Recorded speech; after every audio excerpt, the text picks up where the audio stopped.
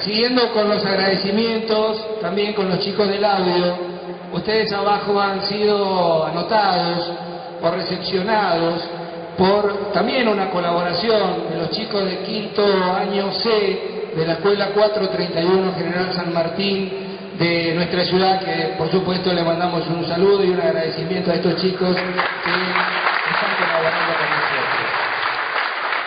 Ellos me están pasando una cifra de más de 300 personas que hoy están acá presentes, de toda la provincia de Santa Fe, con lo cual un agradecimiento nuevamente a todos los presentes y gracias por recorrer los kilómetros para estar acá. Muy bien. Presentar al próximo orador para mí es un compromiso, una satisfacción y un honor. Y cuando lo llamé por primera vez a este rosarino nativo que está viviendo en Buenos Aires, realmente lo tomó al principio con un poco de sorpresa y después rápidamente comprendió el sentido que queremos darle a este encuentro que nosotros estamos acá. Y por supuesto que rápidamente aceptó la invitación y desinteresadamente está acá con nosotros. Presentar a Carlos Gavetta con su impresionante currículum sería estar varios minutos hablando. Simplemente decir que Carlos Gavetta, de larga trayectoria profesional en Argentina, Francia, España y México, ha sido director del semanario El Periodista de Buenos Aires y de 4 semanas Le Monde Diplomatique en Barcelona. Trabajó en la agencia France Presse de París. Dicta cursos sobre periodismo y conferencias sobre asuntos internacionales en diversos países. Ha publicado varios libros sobre temas políticos y culturales. Por eso me parece que es un lujo para nosotros tenerlo acá con nosotros y gracias, Carlos, gracias por estar acá, bienvenido por estar con nosotros y gracias por tus palabras.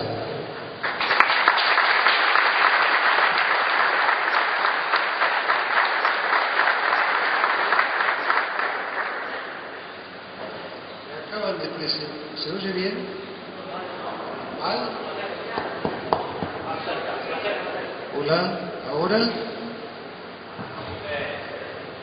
Ahora se oye mejor. Iba a decir que me acaban de presentar como una estrella del rock. Sí. Cuando vuelva a pasar por mi barrio, por la calle Catamarca, me van a cargar, no saben cómo. Pero bueno, te agradezco muchísimo la presentación, no hay nada de falso en ese currículum, por suerte.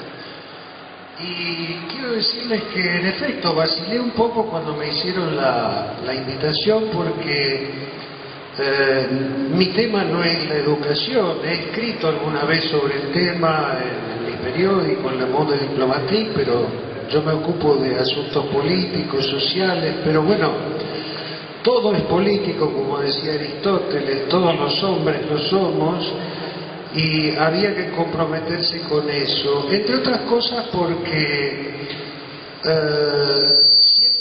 siempre he considerado que el periodismo está muy vinculado a la educación. Los periodistas tenemos una enorme responsabilidad, no solo informativa, sino también formativa.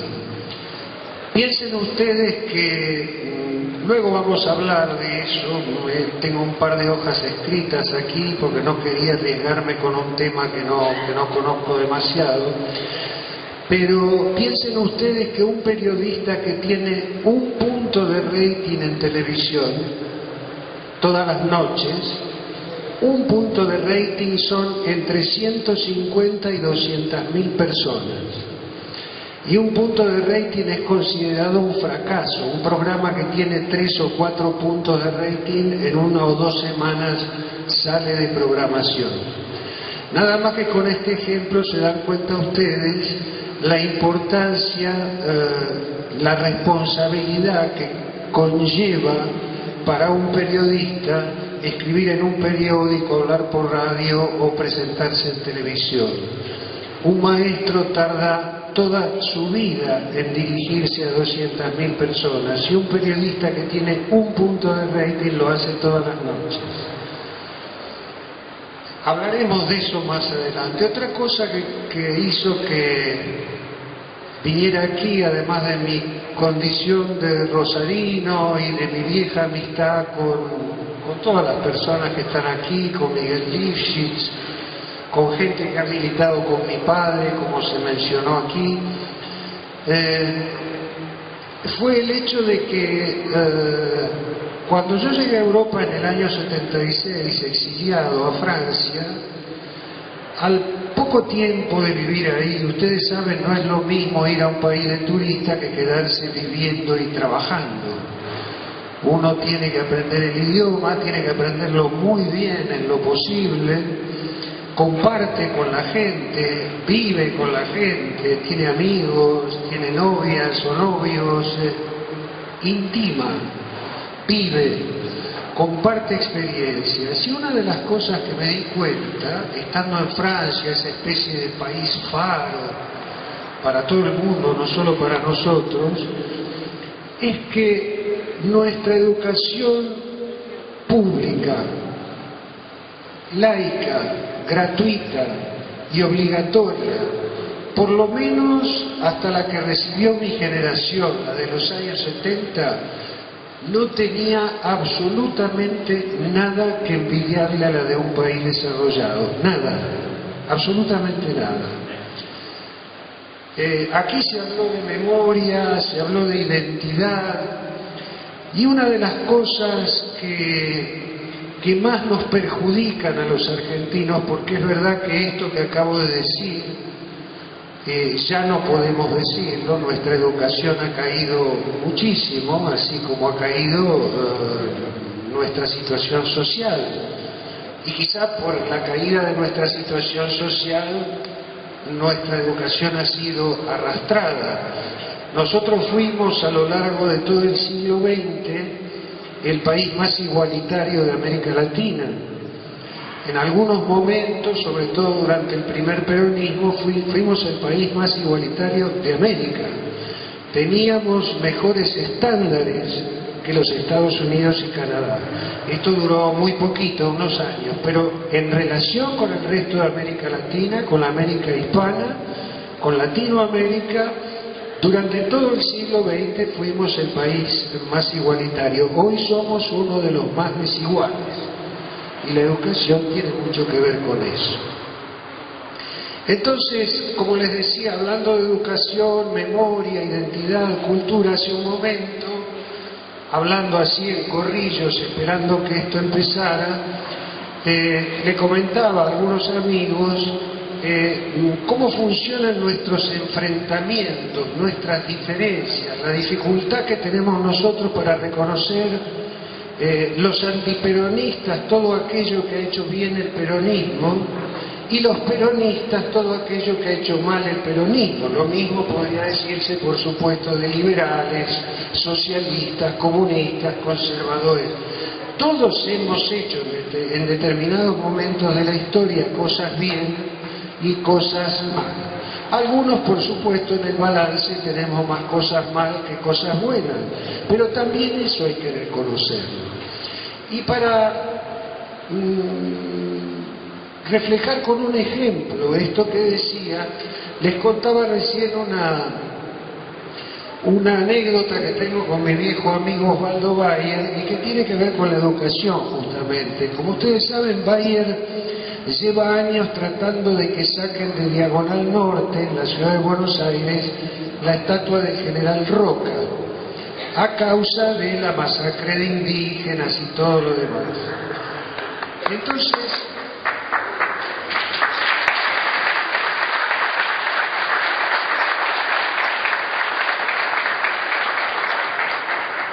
Entonces yo le dije, Osvaldo, de acuerdo, hay que sacar esa estatua. Roca fue un masacrador de indígenas, no tiene perdón por esta cuestión, pero ¿dónde le ponemos la otra estatua?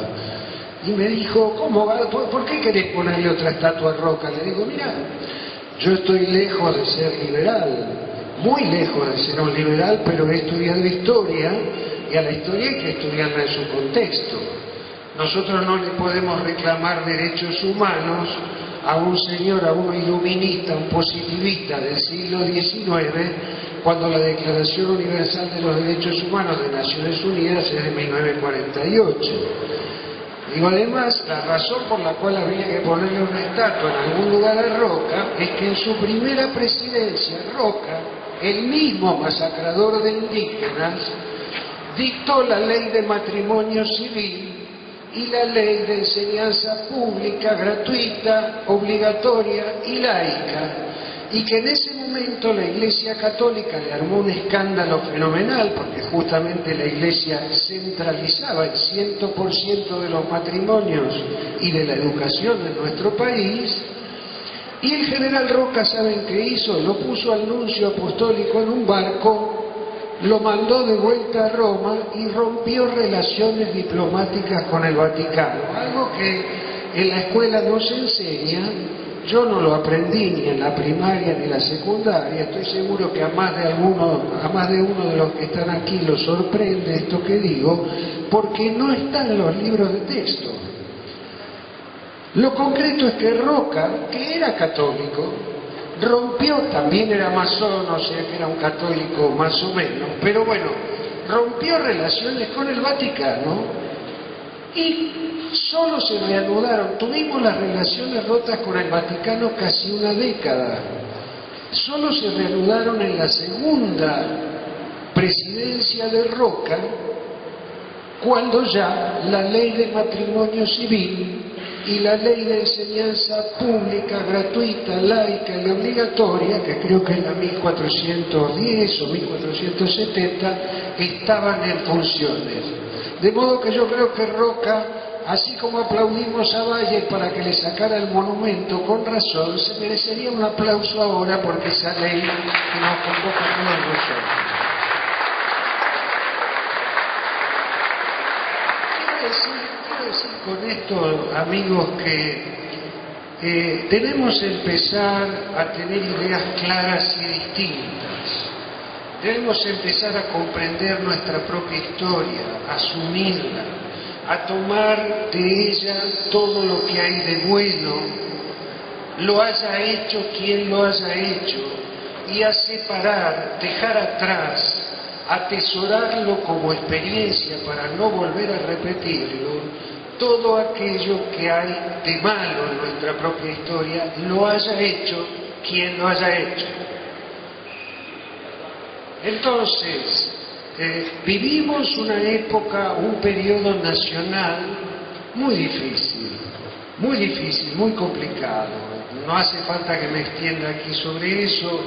Hemos vendido nuestros principales recursos naturales a precio vil, además, hay muchísima corrupción, la educación se ha degradado, la política funciona muy mal. Esa es la razón por la cual le dije a Miguel Liffi cuando vine acá, mira, cada vez que vengo a Rosario me parece que estoy en otro planeta. Y no porque los socialistas rosarinos y santarrecinos hayan hecho la revolución social, porque además no se puede hacer así de un día para el otro, sino sencillamente porque aquí las cosas funcionan de otro modo. Las reglas se cumplen un poco más, las ciudades están más limpias, todo parece más tranquilo, más ordenado, más pacífico. Ocurren cosas como esta, y ocurren cosas como, por ejemplo, que la salud pública ha mejorado muchísimo. Entonces, por eso le dije eso a Liffi, no para chuparle las medias, por supuesto, o porque mi padre era del Partido Socialista.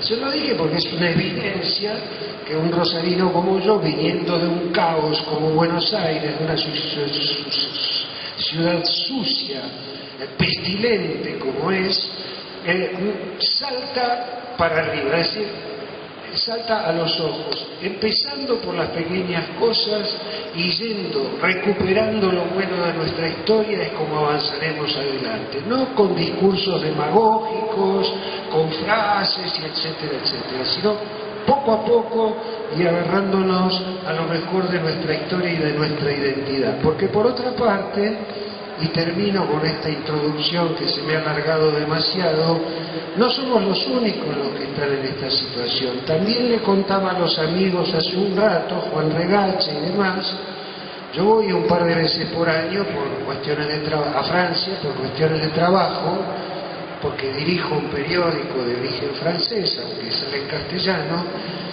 y les digo que allá la decadencia también es enorme, del mismo modo que en Estados Unidos, en España, la decadencia educativa. Hace 2 o 3 meses se hizo un test en Francia entre una cantidad de alumnos de colegio secundario, y el test consistía en que los alumnos respondieran a un anuncio que había salido en un periódico pidiendo un cadete, un botones para un hotel. Entonces lo que se les pedía a los chicos, 17, 18 años, recibidos del secundario, es que contestaran ese anuncio ofreciéndose como cadetes de hotel. Me llamo Pepe Pérez, acabo de terminar el colegio secundario, eventualmente hablo un idioma extranjero y me ofrezco para ese puesto. Punto. 7 de cada 10 alumnos hubieran sido rechazados por cualquier gerente de hotel. No supieron expresarse de ese modo. De modo que tampoco es cuestión de que nos castiguemos con un látigo, porque este es un problema universal. Estamos asistiendo a un fin de época, a un momento que yo creo tranquilamente puede asimilarse, por supuesto que en condiciones completamente distintas, con el fin del medioevo y el principio de una época nueva que todavía no se sabía qué era. De modo que trabajar es la consigna. Y ahora sí entro en lo que había preparado para todos nosotros. Cristo, a propósito del tema educación. Demócrito dijo: la naturaleza y la enseñanza son cosas parecidas, son parientes, pues la enseñanza modifica en el sentido de que configura según nuevas medidas al hombre, y al modificarlo crea nueva naturaleza. Después volveremos sobre este tema, pero quédenselo pensando. Y si empecé con la cita de un filósofo griego de hace 2500 años, es simplemente para subrayar que el problema de la educación es un problema de todos los tiempos, es una preocupación del ser humano. Y no puede ser de otra manera, porque el ser humano, la única especie conocida dotada de razón, es por lo tanto el único que aspira a transformarse a sí mismo, transformando el mundo en que vive. Es la única especie, si ustedes lo piensan, que ha logrado vivir más. Nuestros abuelos vivían 35, 40 años, nuestros padres 60. Nosotros tenemos una expectativa de vida de 78 años los hombres y de 79 las mujeres. Un niño que nace hoy en condiciones normales de alimentación y de salud, tiene una expectativa de vida de 110 años. Los gatos y los perros y los tigres y los elefantes siguen viviendo la misma cantidad de años desde el fondo de los tiempos. El hombre es el único que transforma la naturaleza, y transformando la naturaleza se transforma a sí mismo. Para lograr esto, se apoya en sus propias experiencias, en sus propios hallazgos e interrogantes del pasado. Al conjunto de esas experiencias la llamamos cultura. a la transmisión de esas experiencias de una generación a otra la llamamos educación. En efecto, el ser humano no solo absorbe cultura a lo largo de su vida, es decir, sale a la calle, se lleva una piedra por delante y dice, mañana me voy a acordar que esta piedra está aquí, así no me la llevo por delante otra vez. O sea que absorbe su cultura en el sentido más amplio, antropológico, en el devenir de su vida concreta, sino que ha organizado esas experiencias, valores e incluso interrogantes en un sistema que llama justamente sistema educativo.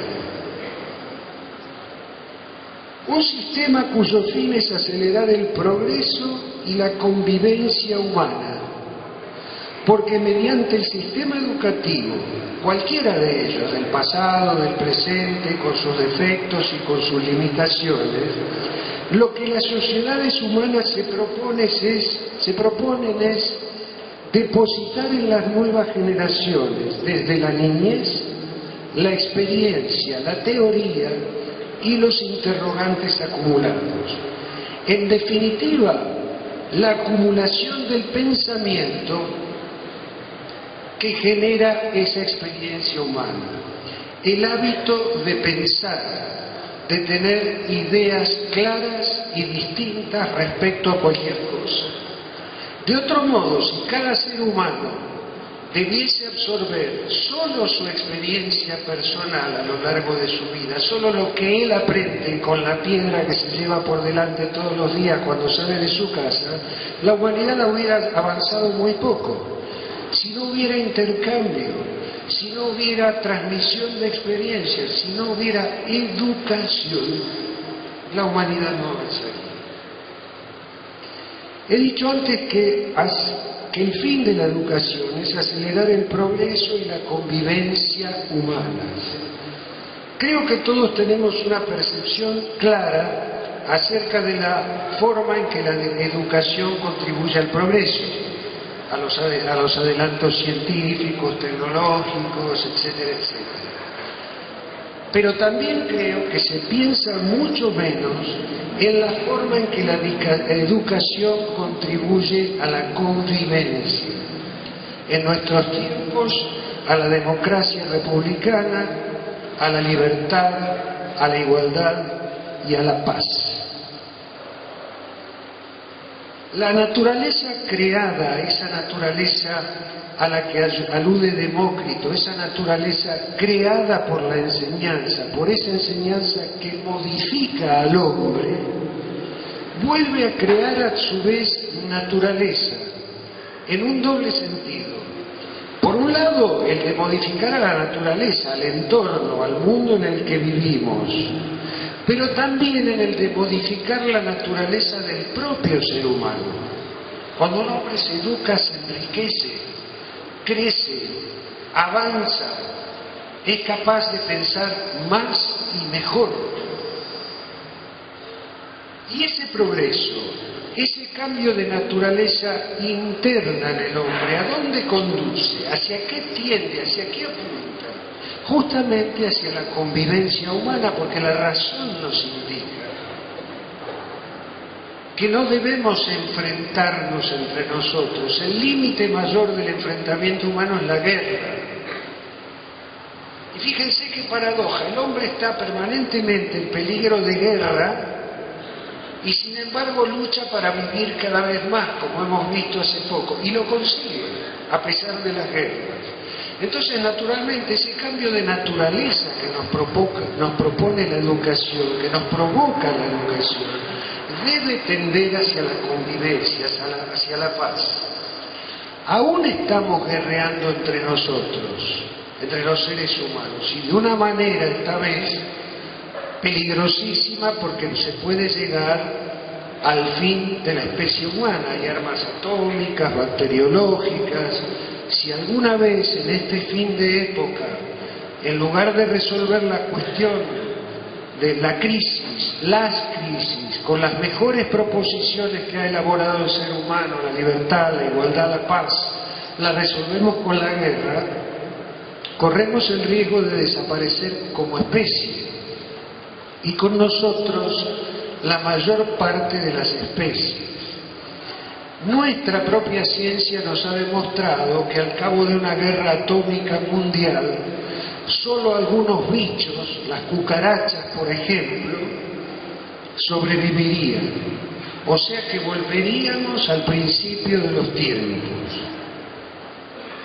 Pero convengamos en que a pesar de esto, hay también enormes fuerzas sociales que luchan por la libertad, la igualdad y la paz en un mundo que, si por un lado corre peligro de autodestruirse, por otro lado se encuentra por primera vez en la historia humana en condiciones materiales de lograr la libertad, la igualdad y la paz. Digo condiciones materiales porque hasta el siglo XIX, aunque nos hubiéramos propuesto la igualdad, distribuir todo lo que había en la tierra era imposible, porque el hombre todavía en el siglo XIX no estaba comunicado globalmente como ahora, dependía de las sequías, de las lluvias, de los huracanes, de una cantidad de cosas. No podía garantizar siempre y para todos la distribución de bienes. Hoy sí. Hoy el mundo produce mucho más de lo que cada ser humano necesita para vivir dignamente. O sea que hoy estamos en condiciones materiales para lograr. Hay con qué, ¿no? ¿Con qué garantizar la libertad, la igualdad y la paz? Si no lo hay, es porque tenemos que entendernos entre nosotros, porque tenemos que modificar una estructura de reparto de bienes totalmente injusta, y para esto la educación tiene un papel fundamental, porque podemos lograr la libertad y la paz. De modo que el combate de fondo que libra hoy la humanidad es, en este momento de su historia, se da entre ciertos intereses particulares que tienden al enfrentamiento, porque justamente son los intereses que acaparan, que se niegan a distribuir, que se niegan a la igualdad y por lo tanto terminan negándose a la libertad y a la paz.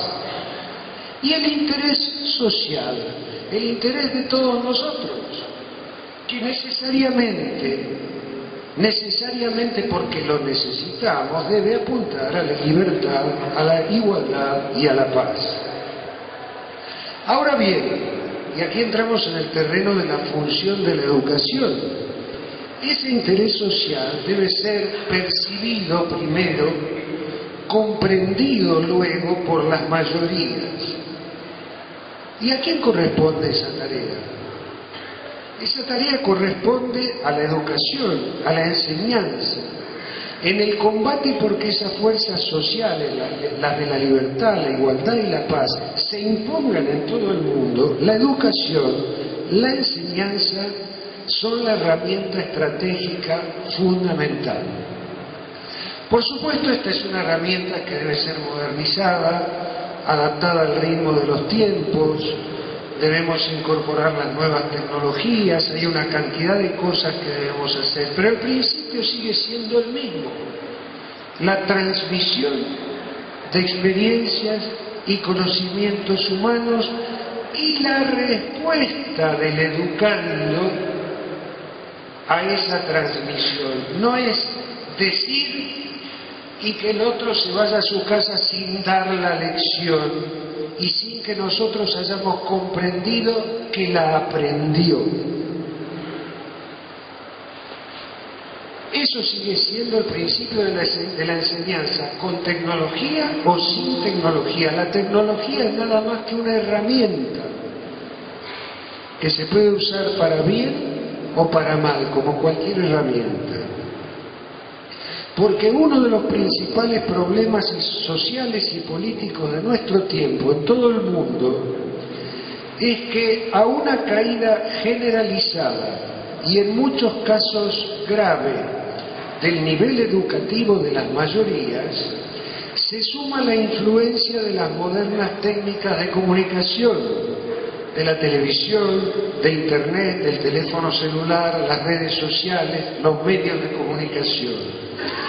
Vivimos en la era de la transmisión instantánea de cualquier cosa que ocurre en cualquier lugar del mundo, es decir, la vemos en el momento en que ocurre. Nos abruma, nos invade una masa informativa permanente de hechos reales de lo más diversos, de lenguas extrañas, de publicidad y fantasía, una masa de la que resulta casi imposible distinguir lo verdadero de lo falso y sobre todo lo que nos sirve a nosotros, a cada uno de nosotros y a nuestros hijos, de lo que no nos sirve, de lo que es perfectamente inútil y superficial cuando no nos sirve. En este mundo el hombre de participante deviene espectador, pues tenemos por un lado mayores masas humanas con un nivel educativo inferior, si no inexistente, porque el analfabetismo y el analfabetismo funcional han crecido en todo el mundo, masas, ya digo, con un nivel educativo inferior o inexistente, que se enfrentan a un mundo complejo, a una masa de información a través de todos esos medios que en lugar de clarificarle la mente, de hacerlo participar, de interactuar, lo confunde y lo desconcierta en el peor de los sentidos. El hombre cree saber más porque recibe mucha información, pero sabe cada vez menos porque es incapaz de confrontar esa masa informativa con sus propias ideas y valores, a causa de no haber recibido una educación personal y social eficiente y suficiente. La ministra de Educación mencionó acá hace poco el empobrecimiento del lenguaje. El empobrecimiento del lenguaje es una de las causas de la caída del nivel educativo y de la creciente influencia de los medios de comunicación masivos. Pero esto tampoco es nuevo. Fíjense, en el siglo XVI, un crítico literario y poeta francés, Boileau, siglo XVI, afirmó: lo que está bien concebido se expresa claramente y las palabras para decirlo acuden fácilmente. Pensemos en esto: lo que está bien concebido se expresa claramente y las palabras para decirlo, para expresarlo, acuden fácilmente. Si está bien concebido, si las ideas son claras. No se habla mal por campechanía, porque somos todos amigos, o para ahorrar palabras. Se habla mal porque hay pocas ideas y las que hay no son claras, ni distintas. No hace falta que yo les diga aquí a qué se ha reducido desgraciadamente el lenguaje de la mayor parte de nuestros adolescentes y niños. Realmente yo no soy nada moralista. Como periodista me he opuesto siempre a que al culo se le llame la parte de atrás de la espalda o el trasero. No es un problema de malas o buenas palabras, es un problema de precisión, de claridad, de concisión. La comunicación consiste en eso, y no hay ni precisión, ni claridad, ni concisión cuando no hay ideas claras. ¿Y quién suministra las ideas claras? La educación, la enseñanza, entendida en su sentido más amplio. Los profesores enseñan historia, ciencias biológicas, castellano, etcétera, etcétera. Pero ¿qué pasa cuando los chicos salen de ahí? ¿Qué pasa con los padres? Por eso es importante esta reunión, por eso es importante que se recupere la tradición que nos mostraban aquí hace un momento de las cooperadoras escolares, de la participación de los padres, porque Los maestros enseñan a leer a los alumnos, por ejemplo, pero el placer de la lectura, el valor de la lectura, se aprende en casa. Las principales ideas morales y éticas, cívicas, sociales, se aprenden primero en casa, en el ejemplo de nuestros padres. Si nosotros llegamos a la escuela, como llegan hoy muchos chicos, de hogares con problemas serios, de hogares con padres delincuentes o lumpenizados, etcétera, etcétera, es muy poco probable que un maestro, por el simple hecho de enseñarle a leer y escribir, lo saque de esa categoría de valores éticos, morales, sociales, cívicos, etcétera. Les cuento una anécdota. Una profesora, amiga mía, de un colegio privado, por cierto, muy paquete y muy eficaz de Buenos Aires, que se llama Siglo XXI, me contó que un día, ella es profesora de literatura latinoamericana y de inglés, y vinieron muchos padres de esa escuela privada a quejarse porque sus hijos no leían.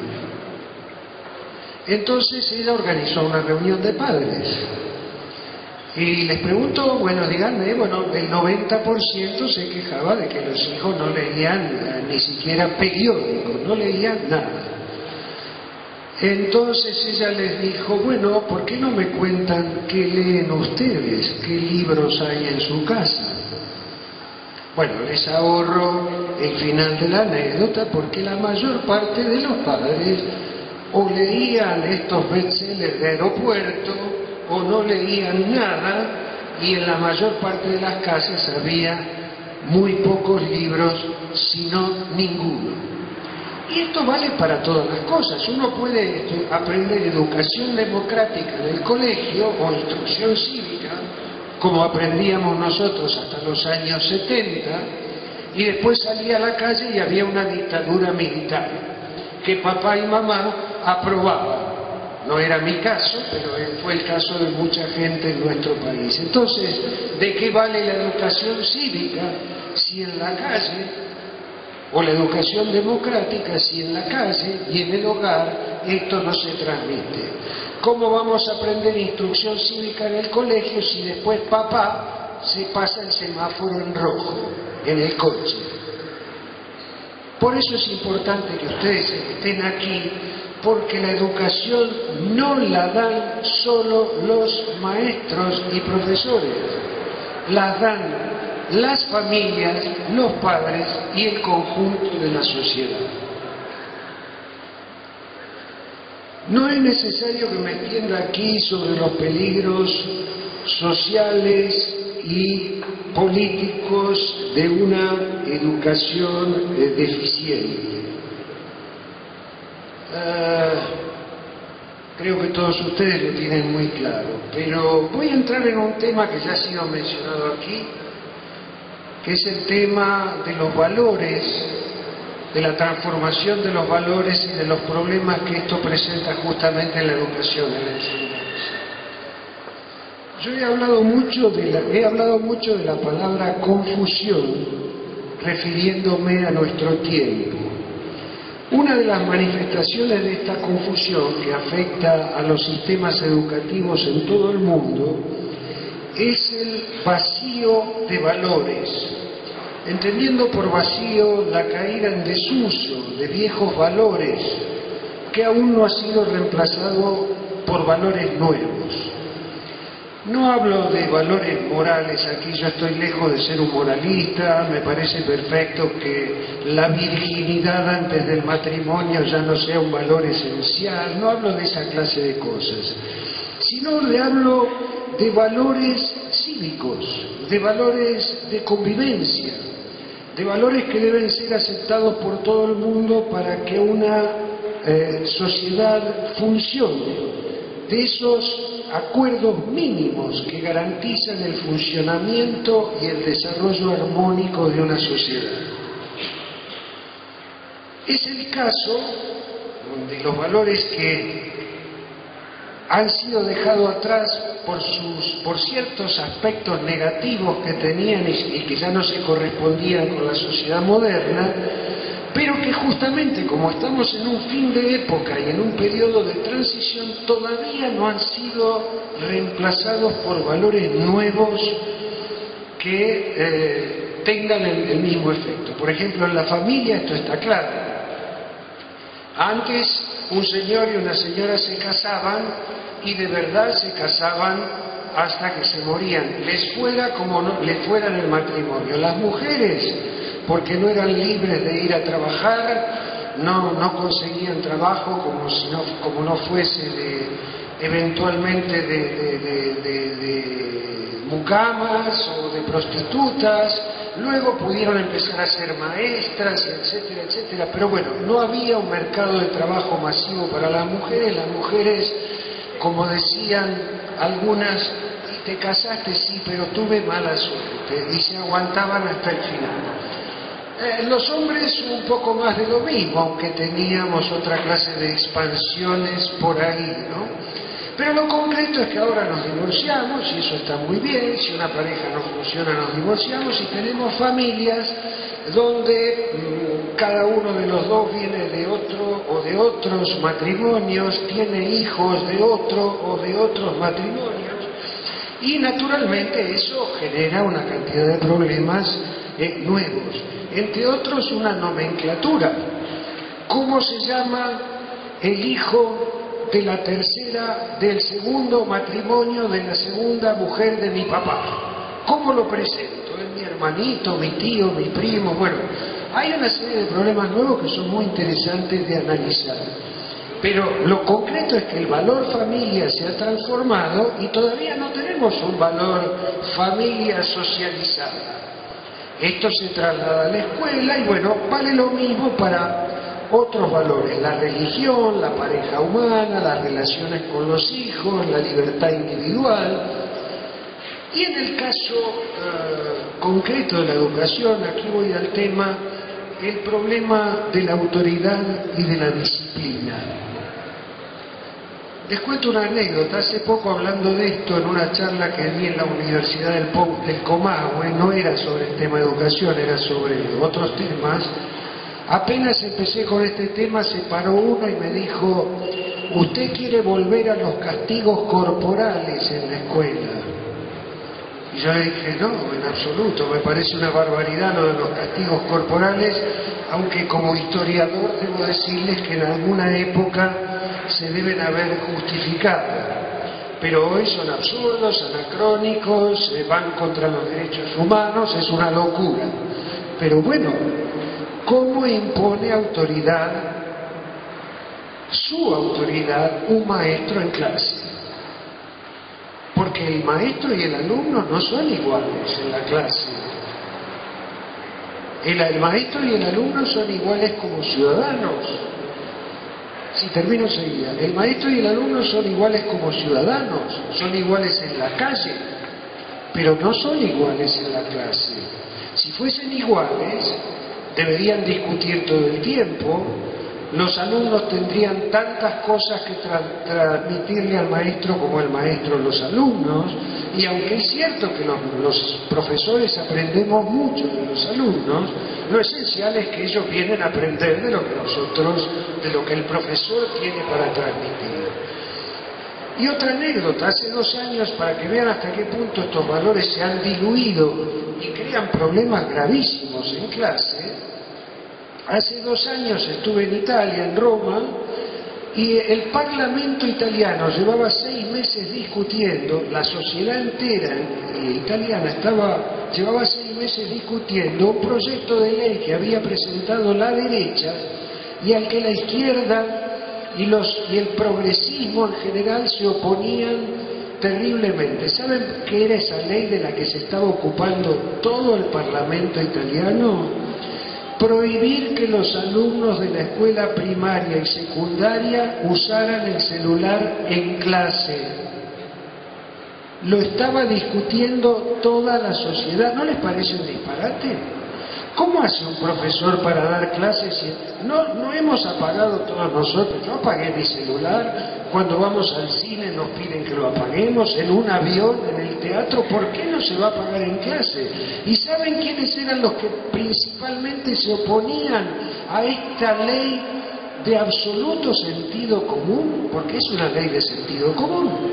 Los padres, porque los padres querían estar en contacto con el nene, lo que si uno se lo piensa, es una manera de desautorizar al profesor. Porque hasta mi generación, los padres confiábamos a nuestros hijos al profesor. Si había un problema entre nuestros hijos y el profesor, al que le teníamos más confianza era al profesor, no al hijo. Luego, si veíamos que el hijo tenía razón, les cuento una anécdota. Yo hice la primaria el primer año en el colegio americano de la calle Pellegrini, porque a pesar de que mi padre era un obrero gráfico, mi madre quería que su nene mayor estudiara inglés. Pero en segundo grado nos mudamos a calle Catamarca, entre Rodríguez y Callao, e hice toda la primaria en la escuela número 56, Almafuerte. Y tenía una maestra que, por cierto, era buenísima, pero que de vez en cuando se le escapaba un coscorrón. Y entonces un día le dije a mi padre: mira, la señorita Monti me dio un bife en la nuca. Y entonces él la fue a ver y le dijo: señorita, si mi hijo se porta mal, usted me lo dice, lo echa de la clase, si es necesario lo amonesta, lo suspende, y si es necesario lo echa del colegio, pero a mi hijo no se le pega en clase. Pero él no puso nunca en cuestión el hecho de que yo me portaba mal en clase, porque me portaba muy mal y me merecía esos coscorrones. No sé si está claro lo que estoy tratando de decir. Cualquier psicoanalista que el padre va y le dice: ay, no sé qué hacer con mi hijo, le dice: póngale límites, dice: no sé cómo decirle que no. Esto me lo contó un psicoanalista amigo mío. Le digo: ¿vos qué le dijiste? Dígale que no. ¿No sabés cómo decirle que no? Decile que no. Bueno, ese mismo psicoanalista es uno de los que en Italia está protestando porque se está prohibiendo el uso del celular en clase a los chicos. O sea, se está coartando una de las libertades de los niños.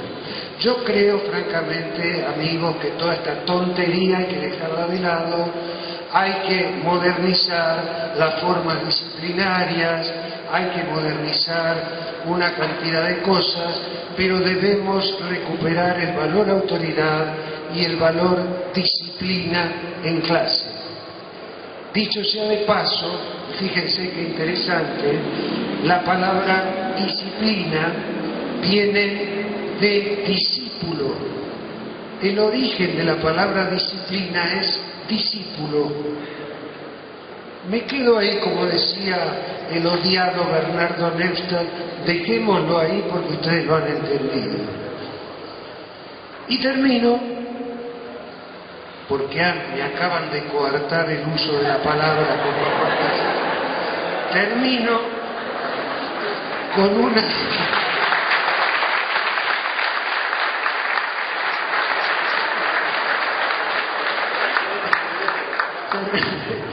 Termino con una cita de un famoso educador, George Steiner, que tiene un libro que está publicado en castellano que se llama Errata.